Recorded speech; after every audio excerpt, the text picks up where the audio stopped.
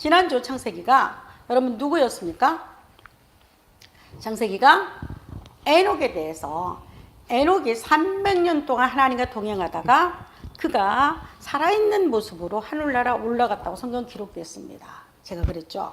그도 똑같은 인간임에도 불구하고 그가 어떻게 300년 동안 동행했을까? 그것은 하나님의 계획을 하나님께서 그를 통해서 가르쳐 주었습니다.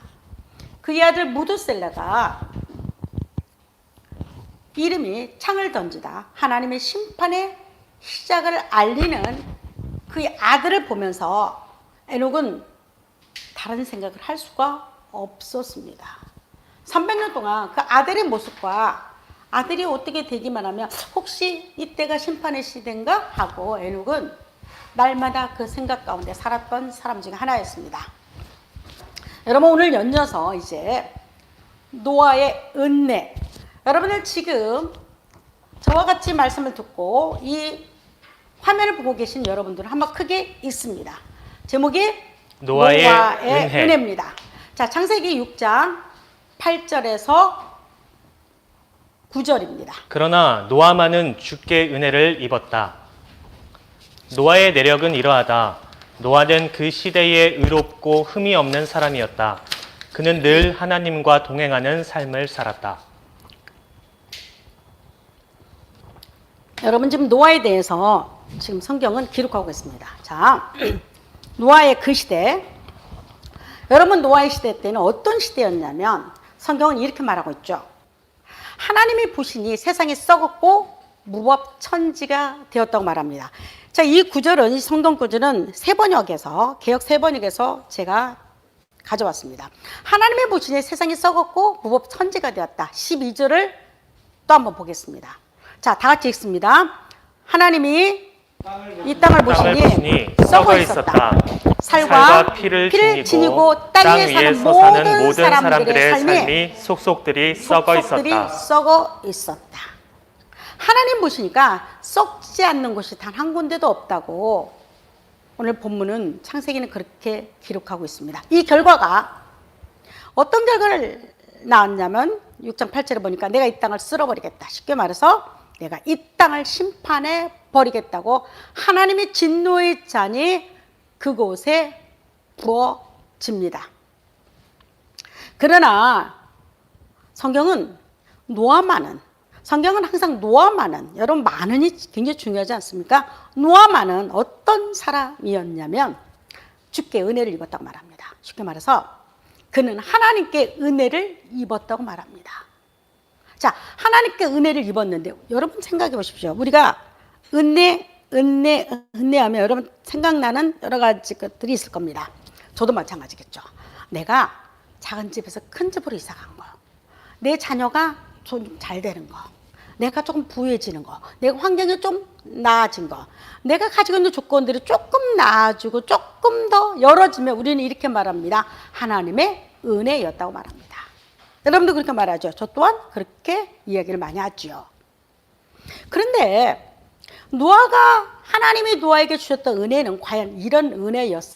하나님의 심판 아래 있었던 자였습니다. 여러분 노아를 생각할 때 그는 우리와 다른 사람이 아니었습니다. 똑같이 에녹같이 똑같이 밥 먹고 잠자고 그도 힘들면 그도 힘들었다고 말할 수 있는 그런 사람이었습니다. 그런데 노아가 하나님의 심판을 받지 않았다고 말합니다. 하나님이 세상을 물로 쓸어버리고 했고 곳곳이 다 썩은 냄새가 진동해서 송장 썩듯이 다 썩은 이 땅에 노아만은 내가 심판하지 않겠다고 말한 이유가 있습니다. 여러분 성경에 기록되어 있죠. 우리 이렇게 생각하지 않습니까? 구절에 보면 노아가 의롭다고 말하고 흠이 없다고 말하고 하나님과 동행했다고 말합니다. 그러기 때문에 이렇게 생각할 수 있지 않나요? 노아가 의롭게 살아서, 아니면 흠이 없는 사람이라서, 아니면 그 삶이, 그의 행동이 하나님과 동행하는 삶을 살았기에, 여러분 항상 생각해야 합니다. 그가 살았기에 하나님께서 그를 하나님 마음에 합한 자이기 때문에, 하나님 마음에 들었기 때문에 그를 혹시 심판해서 죄하지 않았을까 하고 생각하는 사람이 많이 있을 겁니다. 노아와 우리가 별개로 생각하는 거겠죠. 그러나 성경은 또 다른 이야기를 합니다. 여러분 보세요. 여러분 이렇게 생각하는 사람이 있을 것이고 아니다 틀리다 생각하는 사람이 있을 겁니다. 또 O와 X입니다. 여러분들은 O와 X 중에서 뭘 택합니까? 보통은 맞아. 노아가 그렇게 살았기 때문에 하나님의 그를 심판해서 건진 거야. 아니다. 어떤 사람 아니다. 노아도 우리와 똑같은 생각과 똑같은 사람이다. X하고 던지는 사람이 있을 겁니다. 여러분 둘 중에 하나일 겁니다. 그러나 성경은 X입니다. X입니다. 노아가 어렵게 살아서, 노아가 죄를 안 져서, 노아가 흠이 없게 살아서 그가 하나님의 구원받았다고 구원에 하나님께서 노아를 구원하고 작정했다고 말하지 않습니다.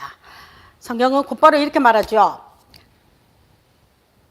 노아의 장 6장, 7장, 8장으로 넘어가서 노아가 홍수가 끝나고 나서 그걸 노아를 소개를 이렇게 합니다. 노아는 포도나무를 짓는 포도 열매를 따는 농부였습니다.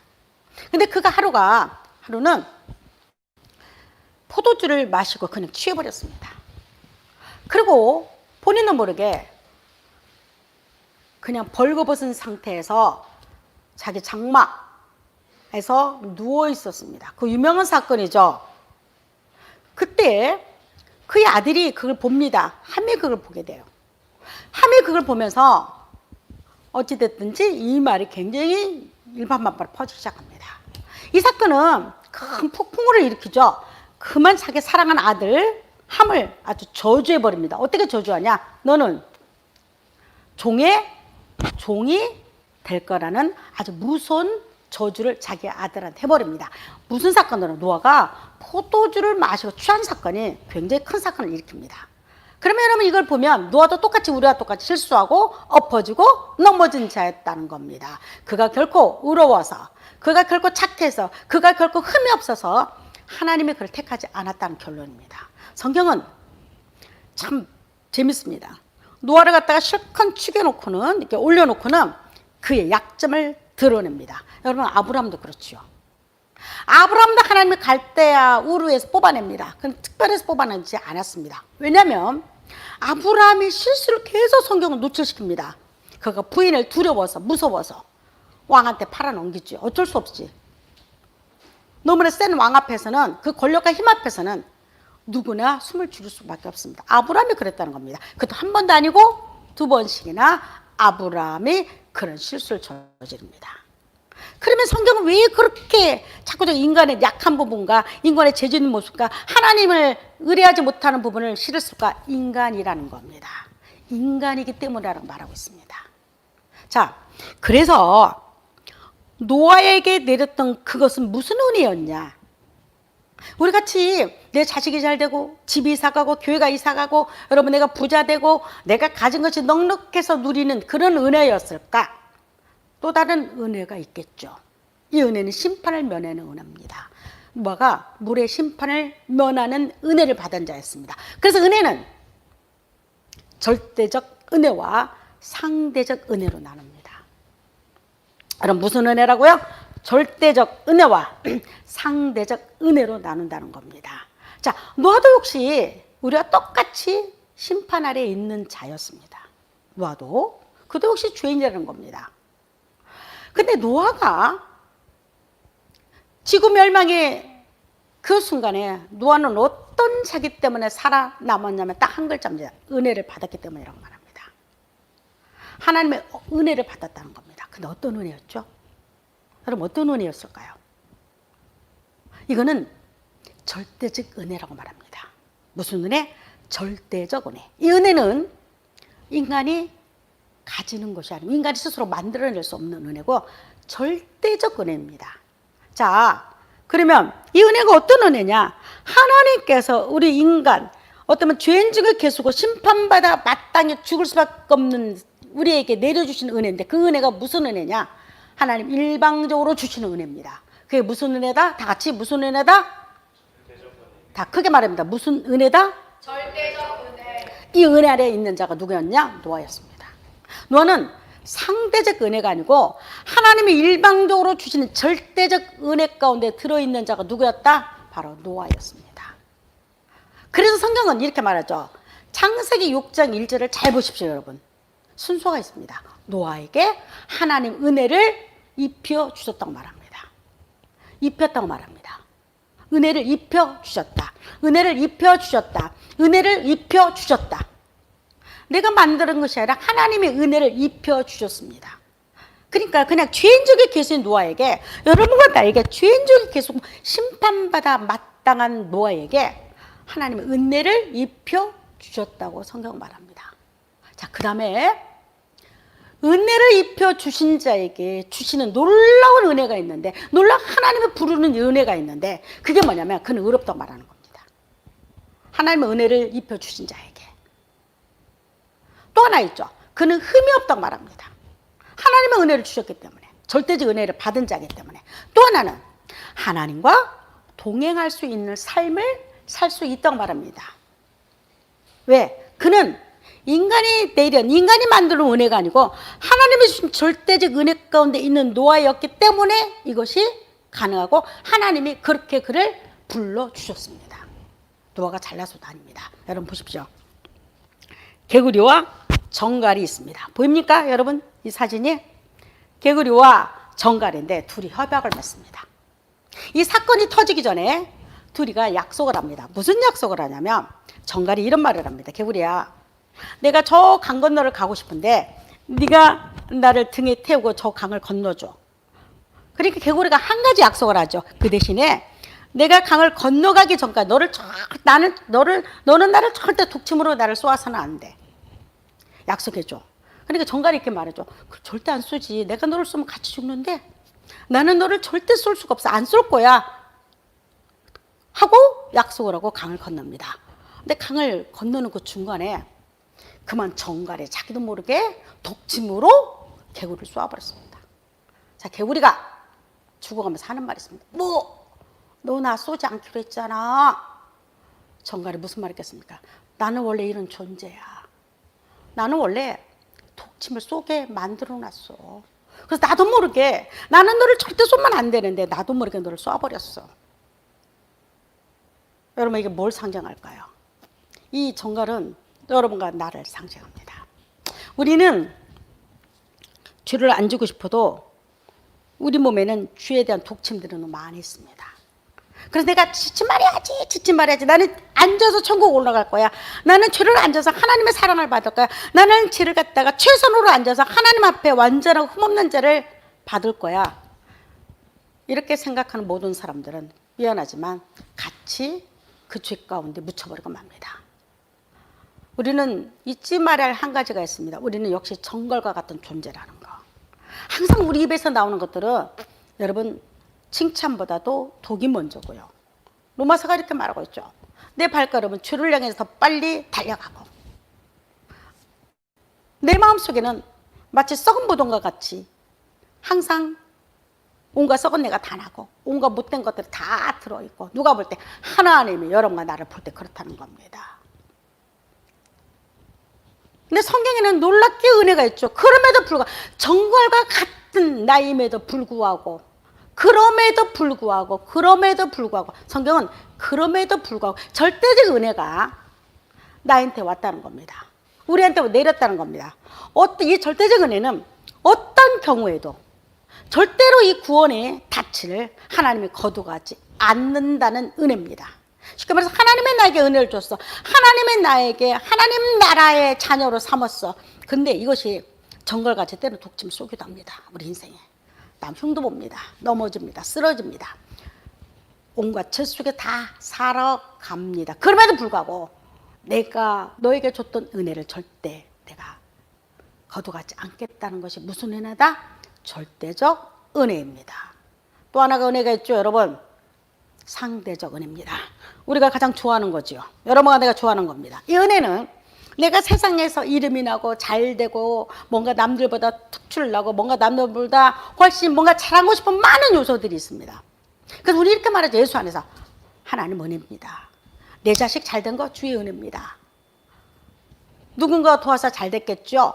이런 은혜를 세상에 있어서 여러분 이루어져서 만나는 모든 은혜는요, 요동칩니다. 이건 소멸될 수 있는 은혜입니다. 그래서 세상은 이런 말을 합니다. 우리 어렸을 때 이런 말을 많이 했습니다. 자녀는 막말하는 거 아니래요. 저는 이 말을 제가 자녀를 키워보니까 너무 잘 알겠어요. 왜냐하면 우리는 어떤 미래가 우리 자녀와 우리 가운데 펼쳐질지 아무도 모릅니다. 지금 내 자녀가 굉장히 우수하게 이름을 날리는 사람일지라도 앞에 어떤 우리가 보지 않는 미래의 시간은 어떻게 전개될지 아무도 모릅니다. 그래서 어른들이 이런 말 참 많이 했죠. 자식 놓고 막말하지 말아라. 저는 이 말에 정말 이해가 됩니다. 왜냐하면 이게 상대적 은혜이기 때문입니다. 이 땅에 누리는 모든 것들은 그럼 상대적 은혜입니다. 내가 돈을 잘 벌어. 내가 모든 회사에서 승승장구가 올라갑니다. 그런데 어느 날 내 몸을 가보니까 그만 몸을 혹사당해가지고 그만 병원에 입원하지 않으면 안 되고 죽음을 앞서 왔다 갔다 하는 사람 많이 봤습니다. 세상에서 받는 모든 것들은 상대적입니다. 좋은 거 줄 수도 있고 그것 통해서 아주 힘들고 괴로울 수가 있다는 겁니다. 그래서 이런 은혜를 추구하는 사람은 보통은 예수 떠납니다. 힘들고 어려울 때마다. 여러분과 내가 또한 은혜를 입었다는 것은, 여러분과 내가 은혜를 받았습니다. 은혜를 입었다는 것은 여러분 상대적 은혜가 아닙니다. 성경은 무슨 은혜다? 절대적 은혜입니다. 그것이 에베소서 1장 3절 4절에 아주 설명을 잘하고 있습니다. 자, 읽습니다. 다 같이. 그리스도 안에서 하늘에 속한 모든 신령한 복을 우리에게 베풀어 주셨습니다. 하나님께서 세상을 창조하시기 이전부터 이미 그리스도 여러분, 안에서 하나님께서 신령한 복을 어떻게 줬냐면 하나님께서 우리를 창조하기 전에 1장 4절 앞절 봅니다. 창조하기 이전부터 이미 그리스도 안에 있어요. 이게 참 예수 믿는 자들의 그 신비하고 놀라운 비밀은 무엇이냐면 일반 종교인들은 모릅니다. 그러나 구원받은 여러분과 나는 어떤 비밀이 있냐면 하나님께 세상을 창조하기 이전부터 이미 그리스도 안에 내가 있었다는 거. 이거 이해가 되십니까? 근데 그것이 은혜가 하나님이 주셨다는 그것이 뭐냐면 절대적 은혜를 입은 자 혜택이 이제 쭉 나옵니다. 하나님의 창세 전부터 택했던 내가 그 은혜가 절대적 은혜를 나한테 줬는데 그 혜택이 나오기 시작합니다. 볼까요, 여러분? 자, 여러분의 이름을 집어넣습니다. 자, 시작. 우리 맹존사님 이름 한번 집어넣고 읽어볼까요? 맹선주를 선택하셔서 하나님 앞에서 거룩하고 흠없는 사람으로 맹선주를 세워주셨습니다. 자, 여러분 다 같이 자기 이름을 집어넣습니다. 시작. 정은정이를 선택하셔서 하나님 앞에서 거룩하고 흠없는 사람으로 정은정이를 세워주셨습니다. 무슨 말이냐면 성경은 나를 택해서, 나를 선택해서, 아까 노아를 택했죠. 보십시오. 노아에게 아까 거룩하고 흠이 없게 그를 세웠고 그를 완전한 자로 동행하게 만들었다고 했죠. 똑같지 않습니까? 하나님의 나를 노아처럼 선택하셔서 하나님 앞에서 거룩하고 흠없는 사람으로 나를 세워주셨어요.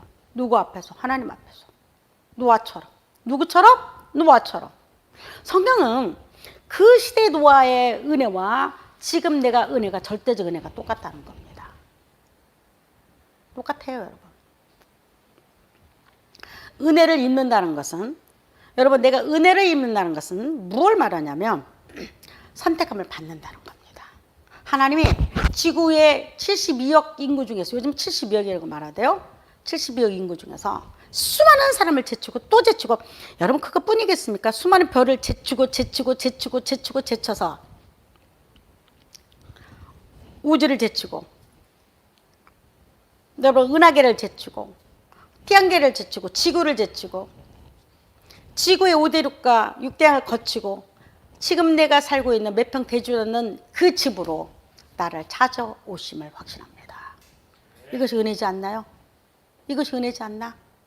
하나님의 빛이 수많은 걸 뚫고 와서 나에게 비친다는 거, 그게 선택이에요, 여러분. 노아를 선택했잖아요. 하나님은 은혜를 입혀 주셨다고 했듯이 하나님이 나에게 은혜를 입혀주시니까 내가 선택함을 받고, 그 다음에 거룩함을 입는 자가 되었고, 그 다음에 또 하나가 있죠. 흠없는 사람으로 나를 인정해 주셨다는 거. 너나 우리나 똑같지 않나요, 여러분? 성경은 그래서 은혜입니다. 성경은 시간과 공간을 뛰어넘는 겁니다. 여러분, 은혜는 무조건적인 선물입니다. 은혜는 무조건적인 하나의 선물이에요. 이거는 내가 착해서도 아니고, 내가 의로워서도 아니고, 내가 뭘 잘해서도 아니고, 그냥 막달라 마리아 같은 일곱 귀신 들려가지고 날 때는 그 여자에게 줬던 은혜였고, 돈만 알고 살았던 삭개오한테 줬던 은혜도 그렇고, 안진뱅이 소경에 내렸던 은혜도 똑같았고, 여러분 간험하다가 현장에 걸리는 똑같이 내렸던 은혜가 무엇이냐? 절대적 은혜였습니다. 이 은혜가 여러분과 내가 이 시간에 내려지기를 원합니다. 그리고 여러분, 이 은혜가 여러분 받아야 합니다. 여러분, 교회를 왜 다닙니까? 우리가 교회를 왜 나와서 봉사하고, 왜 여러분 교회 안에 있죠? 이 절대적 은혜를 입은 자는, 절대적 은혜를 입은 자는 해바라기가, 여러분 보십시오. 어떻게 된 줄 아십니까? 절대적 은혜를 입은 자의 모습이 나타나는데, 육신의 모습이 나타나는데, 여러분 이 해바라기를 한번 보십시오. 이 하나같이 표정이, 하나같이 얼굴이 어디를 향해 있습니까? 같은 곳을 향해 있어요. 해바라기는 해를 따라가요. 해바라기 표정 보세요. 다 모습이 하나같이 약속하듯이 한쪽을 향했죠. 해를 비치는 곳을 향해 있습니다. 해바라기니까. 우리는 내가 절대적 은혜를 입었다는 것은 해바라기와 같이 주를 향해서 죄 신실하심과 하나님의 일하심과 하나님이 세우신 교회와 하나님이 세우신 공동체와 하나님이 세우신 은혜 가운데 낯을 돌리게 되어 있습니다. 이건 자동입니다. 이건 절로 되는 겁니다. 우리는 상대적 은혜가 아니고 절대적 은혜를 입은 자이기 때문입니다. 절대적 은혜란 바로 잃어버린 나 찾아오신 은혜입니다. 100마리가 있는데 한 마리가 사라졌습니다. 사람들이 이렇게 말하죠. 99마리가 새끼 나면 100마리 될 텐데 뭐로 찾아가냐 물을 겁니다. 왜 고생하고 그 양을 왜 찾냐고 물을 겁니다. 그러나 만약에 이게 문제가 어떻게 문제가 심각하게 되냐면, 그것이 나야 할 경우에는 문제가 달라집니다.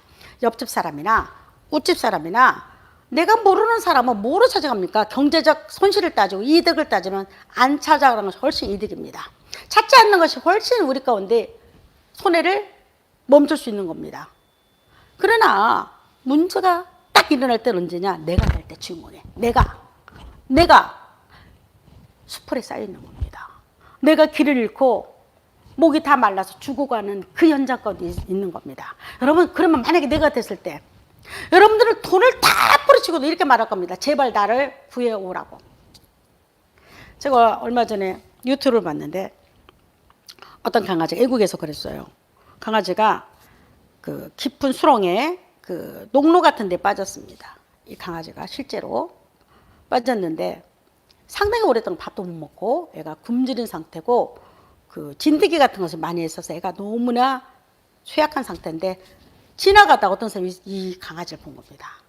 강아지가 중견 정도 되는데 얼마나 이 강아지가 이제 마지막이라는 기회 때문에 이 사람을 매달리는지를 모릅니다. 구조됐습니다. 이 사람이 이 병원에 가서 의사가 이렇게 말했습니다. 이 강아지는 죽을 확률이 높으니까 기대를 마세요. 근데 이 강아지가 살려는 의지가 많다 보니까 살았습니다. 그래서 계속 유튜브에 올리대요. 이렇게 뛰어노는 모습, 강아지가 행복해하는 모습. 여러분, 강아지에게는요, 이 사람은 구세주였습니다. 어떻게 따지다 보면 돈, 어떻게 보면 강아지 끝까지 버리지. 요즘에 생명을 갖다가 귀하게 안 여기는 사람 그럴 겁니다. 아니, 그 돈으로 샀지. 병원 가서 병원비가 얼마나 비싼데. 근데 강아지 입장으로 생각해 보십시오. 세상에서 가장 큰 은혜가 그 사람이 나를 건졌다는 겁니다. 여러분, 잃어버린 당사자가, 잃어버린 양이 내가 됐을 때는요, 무조건 찾아와야 합니다. 이유가 없습니다. 돈이 없든지 아니면 뭐가 길이 불편한다고 말할 필요도 없습니다. 눈이 쌓여서 못 온다고 말할 필요도 없습니다. 물이 넘친다 할지라도 반드시 나를 구원하라고 구조해달라고 여러분 외칠 겁니다. 성경에서 잃어버린 양이 그래서 누굽니까? 여러분과 나옵니다. 여러분과 나예요. 절대적 은혜는 이렇게 잃어버린 자를 찾으러 와서 그 은혜가 부은 바가 됐을 때 그게 절대적 은혜가 됩니다. 여러분 요한복음 8장에 보면 심판 아래 있는 여인이 나옵니다. 심판 아래 있는 여인. 이 여인이 누구죠? 그만 간음하다가 현장에서 걸린 여인이었습니다. 자, 바리새인들이 이 여인을 보고 너무나 신이 나서 예수님께 그걸 고지요. 한번 생각해 보십시오. 현장에서 걸렸으니까 제대로 옷이나 입었겠습니까? 담요 하나 똘똘똘 말아서 왔을 겁니다. 그리고 여인은 이제 100% 이스라엘 법에 의해서 그는 돌맞아 죽을 수밖에 없는 여인이었습니다. 바리새인들이 와서 예수님께 이 여인을 마치 물건처럼 집어 던지죠. 이 여인을 어떻게 할까요? 모세법에서 죽게 하는데 당신은 이 여인을 어떻게 하기를 원합니까? 여러분 이 여인에게 필요한 은혜는 상대적 은혜가 아니었습니다. 너는 네 남편 앞을 잘 만날 거야. 너는 지금보다 좀 잘 살 거야. 너는 지금보다 더 예뻐질 거야. 너는 지금보다 네가 집에 큰 집에 살 거야. 이 여인의 그런 것이 아무런 의미가 없습니다. 왜 그러냐면 지금 죽음 앞에 있는 여인이었기 때문입니다. 이 여인에게 줬던 은혜는 어떤 은혜였냐면 판결조차 내리지 않겠다는 매우 강한 하나님의 용서의 절대적 은혜였습니다. 묻지도 따지지도 않고 무조건 한 용서하는 그 은혜가 무슨 은혜였냐? 절대적 은혜. 이 여인에는 그 은혜가 필요했습니다. 여러분과 나도 그렇습니다. 구원은 절대적 은혜가 내리는 자에게 하나님 구원이 임합니다. 이것이 구원이고 이것이 생명의 복음이고 이것이 하늘로부터 내려온 은혜입니다. 우리가 만들어진 은혜가 아닙니다. 이것은 절대적으로 뺏어갈 수가 없습니다.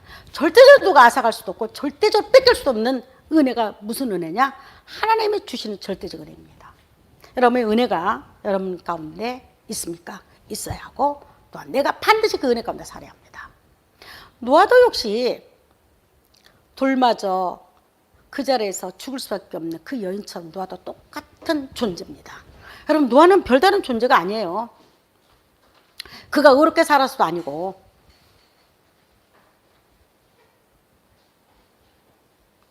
그가 깨끗한 사람도 아니라는 겁니다. 그 여인이나 노아나 또 나 또한 똑같은 존재입니다. 하나님 앞에서. 하나님이 우리 속을 열어보면 그 사람이나 조금 차이는 있을지라도 죄인 중에 죄인. 쓰레기 중에 인간은 가장 쓰레기. 오죽이면 노아 때 하나님의 죄가 쏙쏙들이 살과 피를 가진 모든 자들이 쏙쏙들이 넘쳤다고 말했을까요? 근데 성경은 또 하나의 탈출구를 준비하고 놓죠. 우리 인간에게. 죽을 수밖에 없고 심판받아 마땅한 우리 인간에게 하나님은 예수 그리스도는 또 하나의 은혜를 준비해 놓았는데 그게 무엇일까요? 그럼에도 불구하고입니다. 요한복음 8장에 그 여인이 간음하다 현장에서 걸림에도 불구하고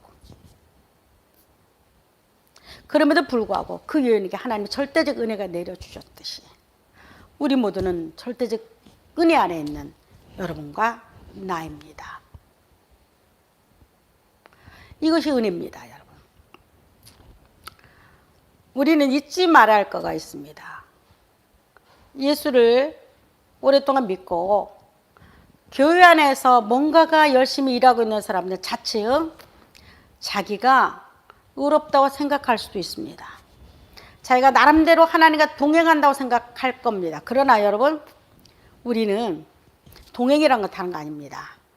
하나님의 영이 내 안에 들어있는 자가 동행하는 거고 하나님의 은혜, 절대적 은혜가 입혀졌다고 생각하고 그것이 믿어지는 순간에 자동으로 해바라기가 해를 바라보듯이 나 또한 예수 그리스도를 향해서 걸어가게 됐고 내 생각이 그걸로 고정됐다는 거. 우리 군교인과 저는 우리는 절대적 은혜 안에 있는 자들입니다. 이 은혜가 노아에게 심판을 면했던 그 은혜가 여러분들에게 보는 날 예수 그리스도 이 땅에 다시 재림합니다. 반드시 예수님은 다시 오십니다. 오늘 한국교회가 그걸 다 잃어버렸습니다. 예수 재림을 말하지 않습니다. 왜 그럴까요? 이미 이단들이 몇 번 써먹었기 때문에 그렇습니다. 이장님가 몇 번 써먹었습니다. 그래서 사람들이 재림 그러면요 요즘에는 기억도 하기 싫어합니다. 그러나 분명한 것 성경은 다시 오신다고 말합니다. 우리는 그날을 고대하며 살아가는 겁니다. 그날을 향해서 예수님이 다시 나를 데리러 오는 날, 이 땅을 떠나는 그날, 우리는 절대적 은혜 안에 들어가는 겁니다. 그리고 은혜가 나를 이끌어서 멋지게 하나님의 나라로 나를 인도할 겁니다. 여러분, 그 시간, 이 은혜가 여러분들의 매 순간 매 분차마다 승리를 안겨주는 놀라운 은혜가 되기를 축복합니다.